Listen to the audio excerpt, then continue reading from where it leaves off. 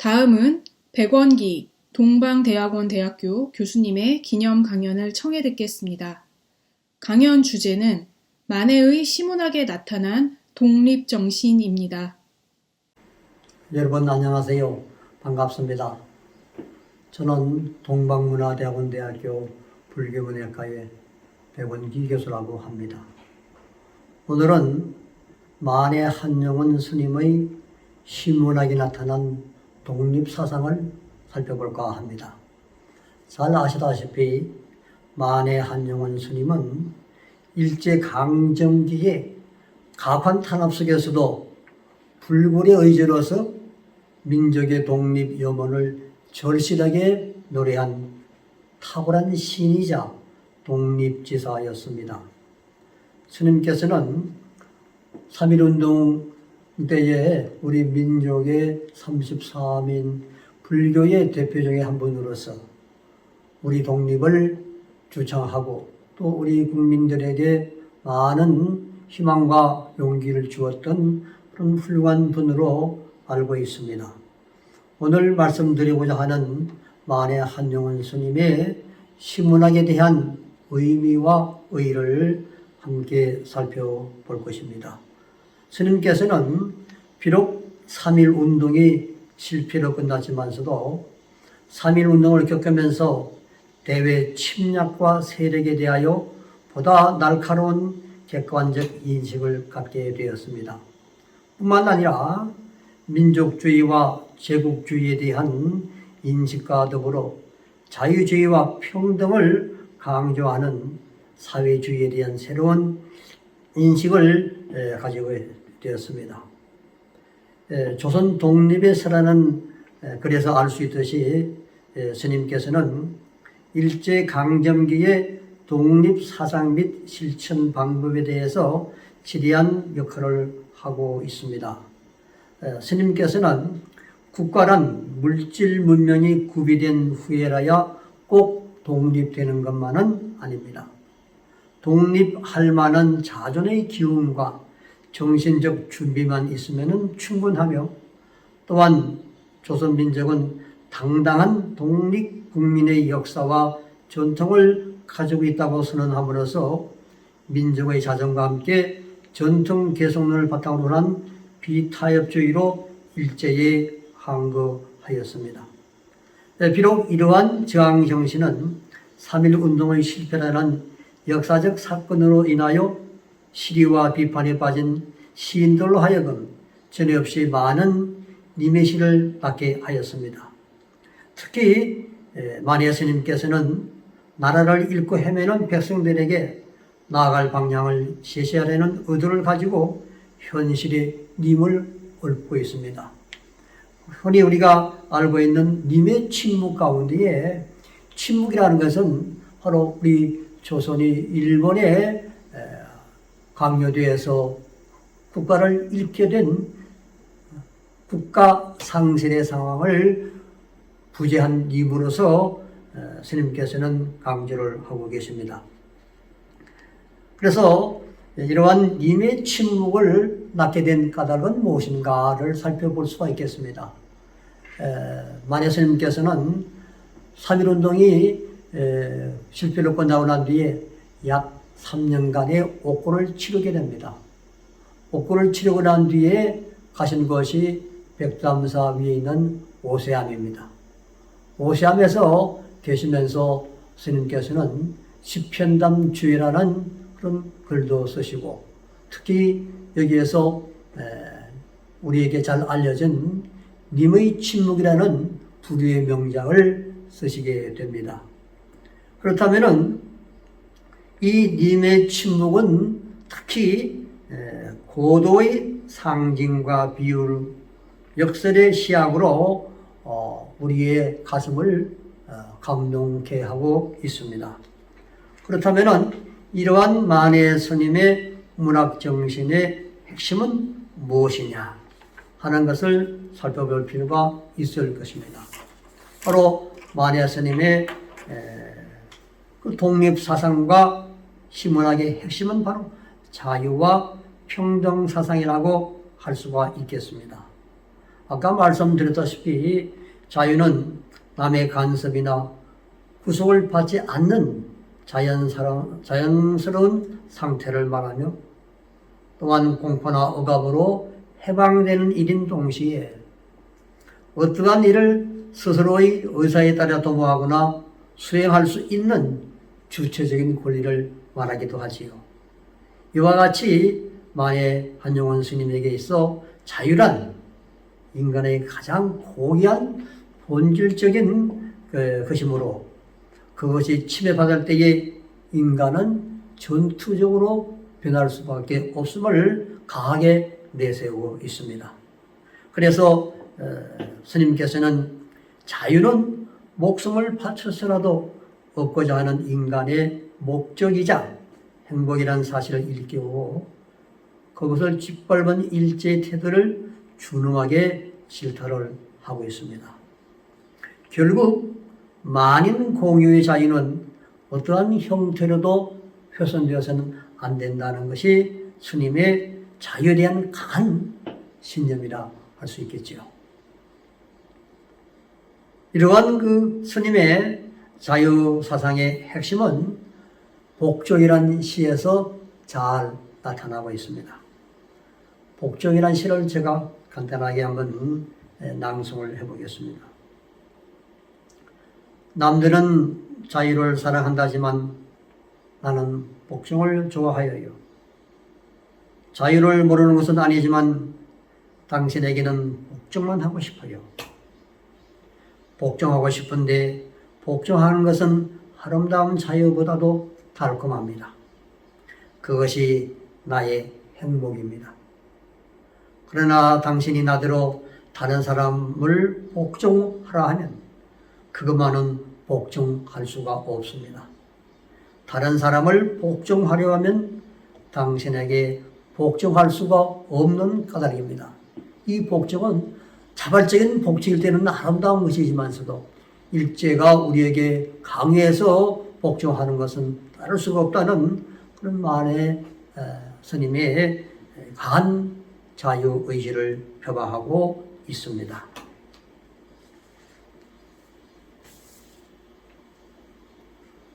또 이러한 그 만해 스님의 자유사상은 다음 시에서도 잘 나타나고 있습니다.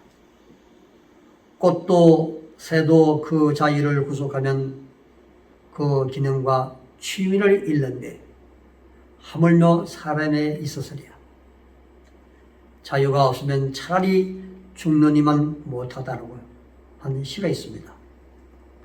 이 시에서도 만해 스님께서는 세상 만물이 바로 자유의 근본적인 핵심이 있고 특히 사람에게 있어 자유는 인간의 표상이며 동시에 인간적 존엄성의 핵심으로 파악을 하고 있습니다. 자유가 없으면 차라리 죽느니만 못하다라는 이 대목에는 자유가 인간의 본질이며 생명임을 강조하는 뜻이 직접적으로 나타나고 있습니다. 아울러 자유가 만물의 가치, 척도이어야 함이 이 시에서 잘 드러나고 있지요. 이러한 사실을 주목해 볼 때에 만해 스님이 자유의 문제에 그토록 관심을 기울인 것은 근대의 가치에 대한 적극적인 수용이라는 측면으로도 이해가 될 수 있습니다. 또한 그 만해 스님의 그 시에는 꽃의 이미지가 많이 나타나고 있습니다. 이러한 것은 다분히 조국 독립을 염원하는 시적 장치로 작용을 하고 있습니다. 그 대표적인 시가 논개와 개월향이라는 두 의기를 묘사한 시에서 잘 나타나고 있습니다.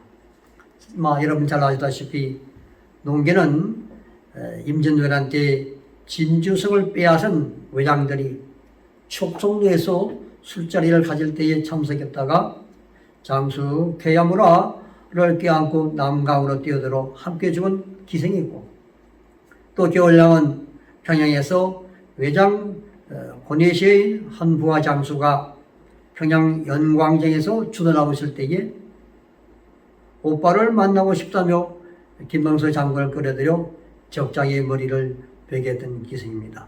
이 기생의 그 의로운 모습을 꽃으로 표현하고 있는 그런 시편들이 있습니다. 외장을 안고 남강에 투신한 그런 농계를 조선의 무덤 가운데 가장 아름다운 꽃 중에 하나이기도 하고 그 향기는 썩지 않는다고 노래를 하고 있습니다. 이러한 그 두 의지의 꽃에 비유한 시적 장치를 통해서 마니아 스님은 우리 민족 정신의 독립운동을 고취시키자고 했던 것입니다. 특히 마니아 스님께서는 우리에게 사랑의 변주곡을 통한 민족 독립의 염원을 잘 담아내고 있습니다. 그것이 1926년에 발표한 님의 침묵이지요. 왜 마니아 스님은 이러한 님의 침묵을 썼을까요? 자신의 영혼의 목소리를 시로 담아내고자 했던 것입니다. 다시 말해서 단순한 자연과의 동화에서 상태된 그러한 것이 아니라 국가와 민족, 중생과 님을 위한 사랑의 변주곡을 통해서 우리 민족의 독립정신을 고취하고자 했던 것입니다. 다시 말해서 국가를 상실한 이 조선은 침묵을 하고 있지만서도 만해 스님은 결코 침묵을 할 수가 없던 것이었죠. 스님은 그러한 침묵하는 님을 찾아내어 어두운 현실을 살아가는 민족의 가슴에 자긍심을 심어주고자 했던 것입니다. 이것은 스님이 쓰지 않으면 견딜 수 없는 뜨거운 시적 바람이 있었기 때문이라 할 수 있겠습니다. 시를 쓰는 것은 참 간결하고도 응축된 그 자신에 대한 고백이며 어쩌면 자연에 가까이 다가가려는 것입니다. 자연에 가까이 다가간다는 것은 바로 우리 인간 본성에 다가가는 것이라 할 수 있겠죠. 자유와 평등에 기반한 그러한 사유의 몸짓이라고 볼 수가 있겠습니다.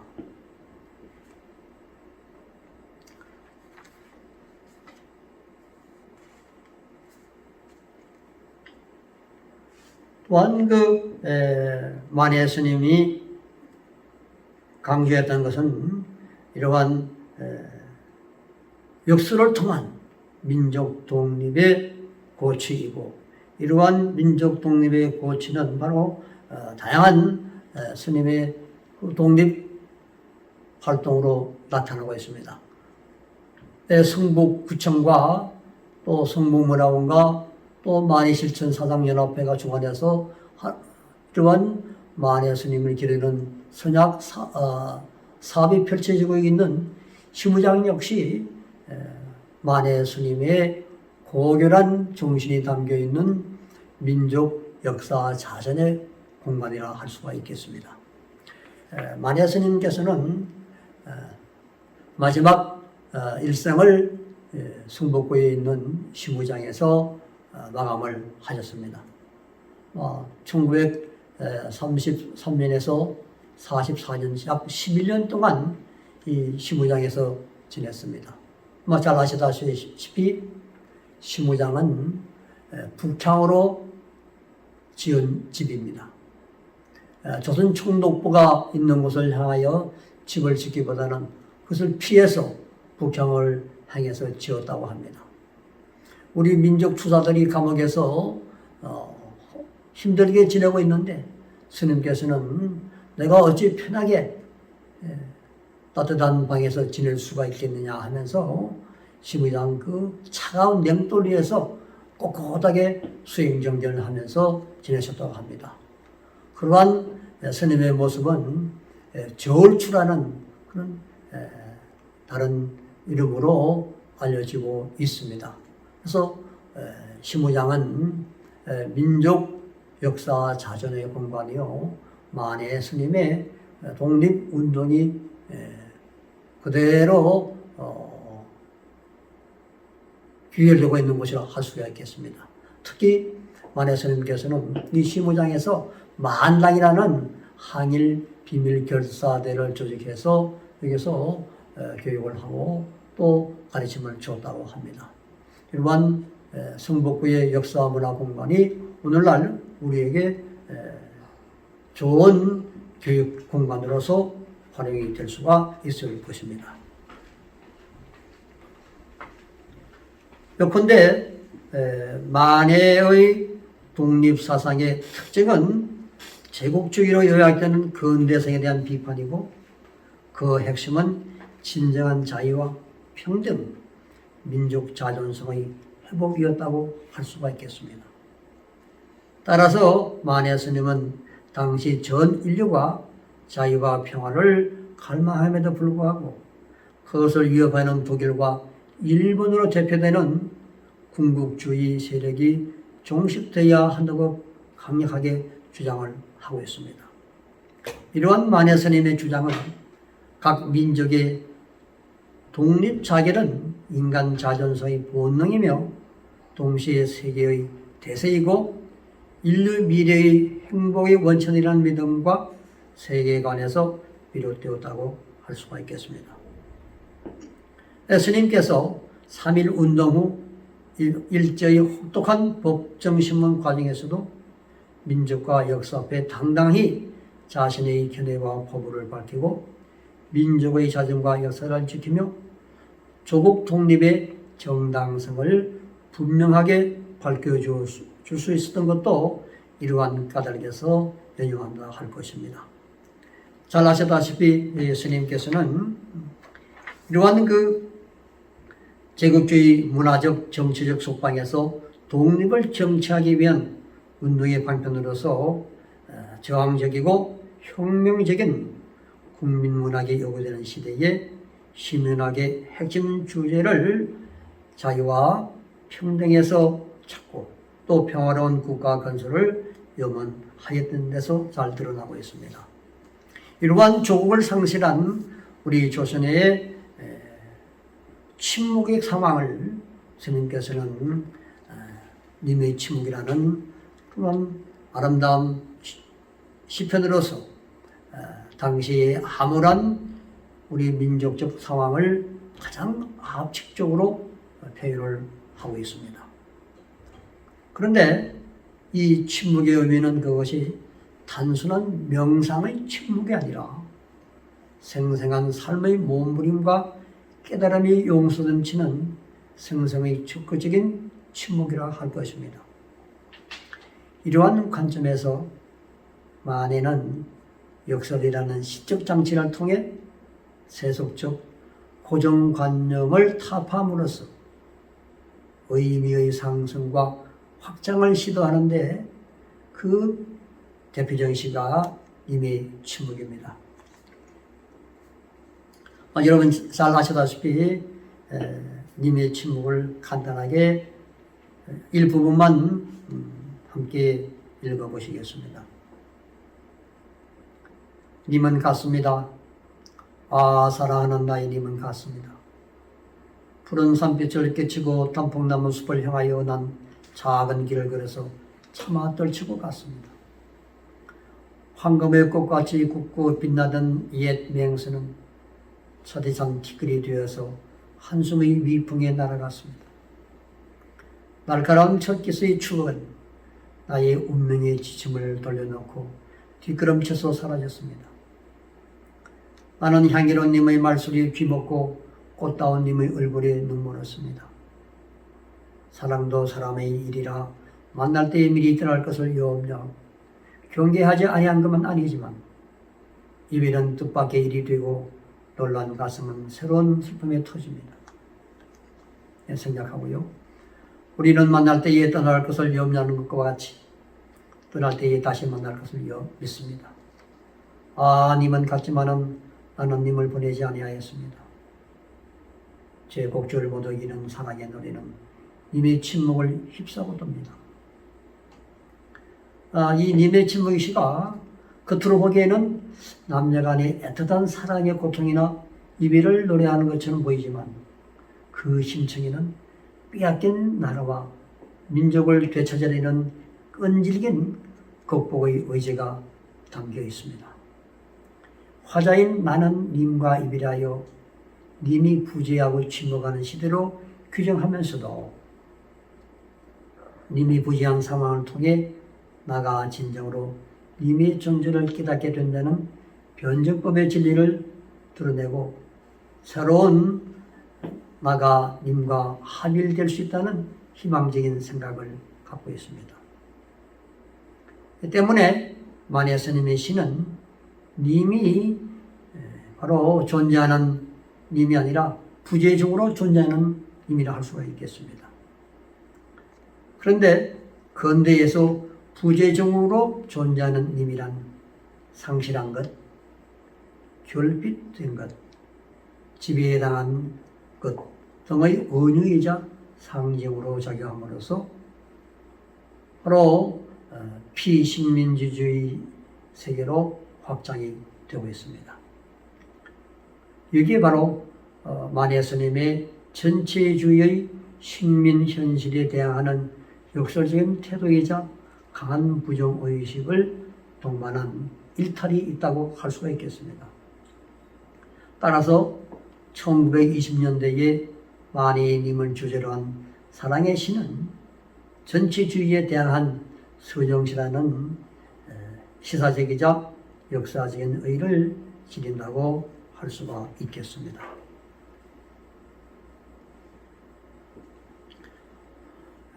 아까 말씀드렸다시피 비록 3.1 운동이 실패로 끝났습니다. 하지만은 우리 문학계에서는 많은 시인들이 전에 없이 님을 시적 장치로 해서 작품을 많이 썼습니다. 이러한 문학 현실 상황에서 마니아 스님은 나라를 잃고 헤매는 우리 민족의 나아갈 방향을 제시하려는 의도를 가지고 현실에 침묵하는 부재한 님을 찾았습니다. 삶의 방식에 중추가 되는 님을 상실한, 즉 침묵의 시대에 있어서 불굴의 정신으로 민족의 자주 독립에 대한 강한 의지를 표현한 시집이 바로 1926년에 출간된 님의 침묵입니다. 그런 점에서 마니아 스님의 시문학은 불굴의 독립의지에서 배태되고 표출된 뜨거운 시적 상상력의 산물이라고 할 수가 있겠습니다. 결코 제국주의의 문화적 정치적 속박에서 독립을 정취하기 위한 운동의 한 방편으로 저항적이고 혁명적인 국민문학이 요구되는 시대에 마니아 시문학의 핵심적인 주제는 진정한 자유와 평등이 보장된 평화로운 민주국가 건설이었습니다. 그러한 정치적 문화적 시문학을 가장 효과적으로 표현하는 시적 매체로 마니아 스님은 풀잎, 꽃, 나무와 같은 객관적 상관물을 상징과 은유의 기제로 사용하고 있습니다. 다시 말해서 마니아 스님의 시에서 풀잎, 꽃, 나무의 이미지를 혁명적이고 정치적 이미지로 변형시키고 그 자신의 독립의지를 선명하게 드러내 보여줬다고 할 것입니다. 바로 여기에 일제강점기라는 암울한 현실 상황을 극복하려는 마니아 스님의 탈식민지적 인식과 비판적 인식이 내재되어 있다고 할 것입니다. 우리는 해마다 8월이 되면은 마니아 스님을 추모하고 그 고귀한 사상을 선양하려는 다양한 노력을 하게 됩니다. 서울의 시무장을 비롯해서 생가인 충남 홍성과 또한 만해 스님이 주석하고 했던 백담사와 또 백담사 마을 아래에 있는 만해 마을에서 만해 사상을 선양하는 다양한 축전이 열리고 있습니다.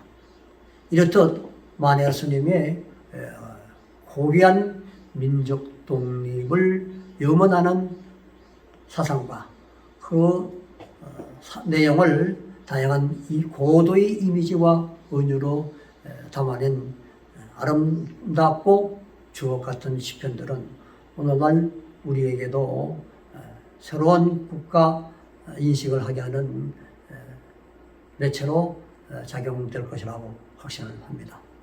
이러한 자리를 베풀어 주신 순북구청 관계자와 또한 순복문화원 관계자 또 만해 실천연합 관계자 모든 분들에게 감사를 드립니다. 마지막으로 다 함께 통일의 노래를 재창하겠습니다.